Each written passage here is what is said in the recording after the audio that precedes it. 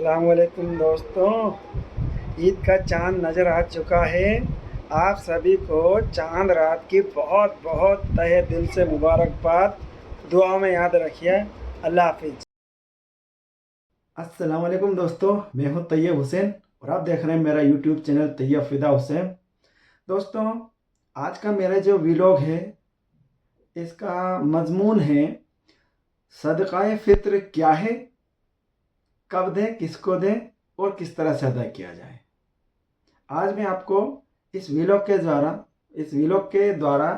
ज़रिए पूरी जानकारी देने की कोशिश करूँगा कि सदका फ़ित्र क्या है, किसको दिया जाए, कब दिया जाए और किस तरह से अदा किया जाए, किस तरह से निकाला जाए। सदका फ़ित्र वाजिब कफ़ारा है।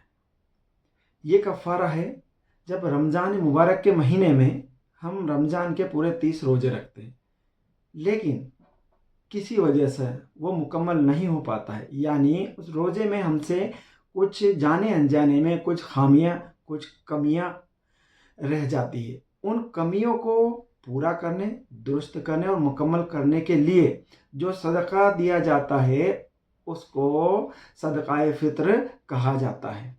सदकाए फ़ित्र अदा करने की अहमियत यह है कि हम जो रमज़ान के पूरे रोज़े रखते हैं उनमें जो कमी होती है, जो कोताही होती है, अल्लाह तबारक व तआला इस सदका फ़ित्र किस तरह से अदा किया जाए। सदका फ़ित्र अदा करने के 4 तरीके। हम 4 तरह से सदका फ़ित्र अदा कर सकते हैं। पहला है गंदुम या गेहूँ। दूसरे नंबर पर जौ के द्वारा भी हम अदा कर सकते हैं। जौ के बाद आता है हमारा खजूर या छुआरे और चौथे नंबर पर आता है किशमिश। इन 4 चीज़ों से हम सदका फ़ित्र अदा कर सकते हैं। यदि आप गेहूं या गंदुम से सदका फ़ित्र अदा करना चाहते हैं तो इसकी जो कुछ लिमिट है, वो लिमिट है 2.25 किलो गंदुम, 2.25 किलो गेहूं। लेकिन बेहतर होगा कि 2 किलो भी दे सकते हैं या 2 किलो से ज़्यादा भी कम ज़्यादा हो सकता है, क्योंकि प्यारे आका हज़रत मोहम्मद मुस्तफ़ा सल्लल्लाहु अलैहि वसल्लम के ज़माने में सा चलता था, निस्फ सा। जिस तरह हमारे ज़माने में अभी के इस दौर में किलोग्राम होता है, उसी तरह से निस्फ सा चला करता था। अब सहाबा ने इसको कन्वर्ट किया किलोग्राम में, तो करीब 1 किलो या 2.25 किलो के बराबर का वह हिस्सा आता है।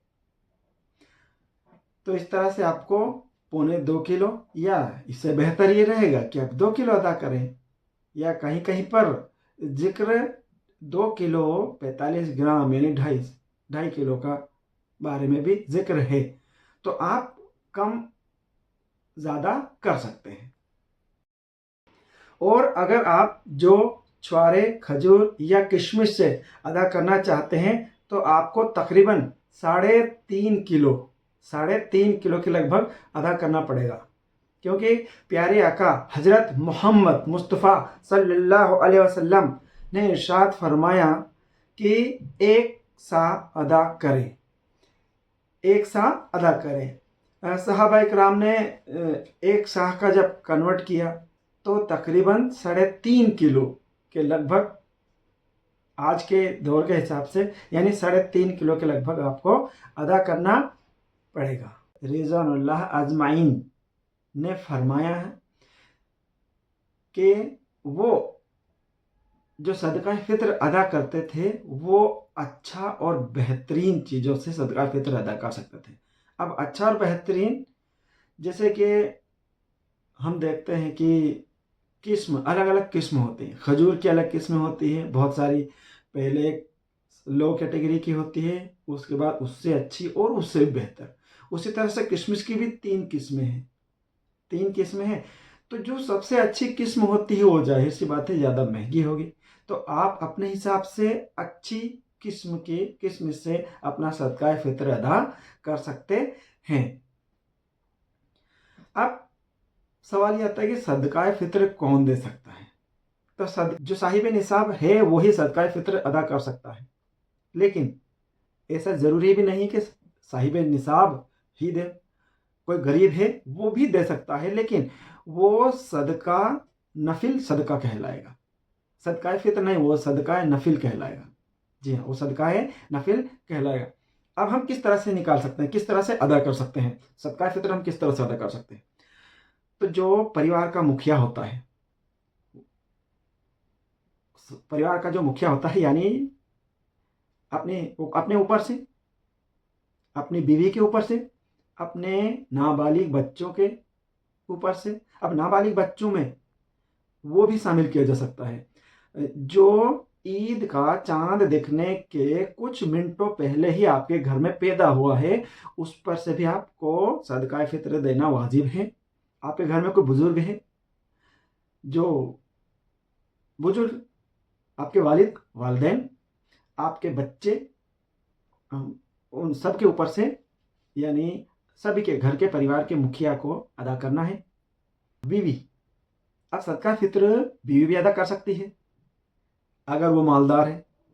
अगर वो मालदार है और साहिब निसाब की हैसियत में है, उसके पास में इतने पैसे, इतने जेवरात, इतना सोना, इतना चांदी है कि वो साहिब निसाब है, तो वो अदा कर सकती है। वो अपने ऊपर से अदा करे, अपने शोहर के ऊपर से अदा करे, अपने बच्चों और अपने वालिदैन के ऊपर से भी अदा कर सकते हैं। सवाल ये आता है कि सदका फित्र किनको देना वाजिब है या किनको देना चाहिए। तो सदका फित्र सबसे पहले अपने रिश्तेदारों को अदा करें। सबसे पहले अपने रिश्तेदारों को अदा करें। ये देखें कि अपने रिश्तेदारों में कोई ऐसा तो नहीं है जो गरीब है, जो ईद की खुशियां से महरूम ना रहे।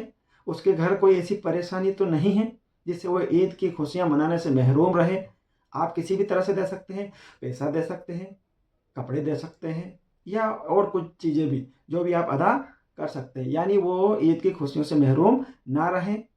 इसके बाद आप बेवा को भी दे सकते हैं, गरीबों को भी दे सकते हैं, यतीमों को भी दे सकते हैं। ये इन सबको देना वाजिब है ताकि वो इस मुबारक दिन यानी ईद की खुशियों से महरूम ना रहें। वो अपने फैमिली, अपने बच्चों के साथ में ईद की खुशियों को अच्छे से मना सकें, अपने फैमिली, अपने परिवार के साथ में।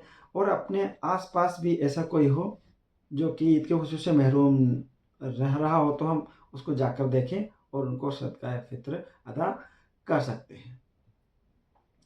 अब सदका फित्र कब दिया जाए, ये सवाल है, ये समझ लें। तो सदका फित्र अदा करने का सबसे बेस्ट जो समय होता है, जो वक्त होता है, वो है ईद की नमाज के कब्ल। जी हाँ, ईद की नमाज के पहले हमको सदका फित्र अदा करना ज़रूरी है।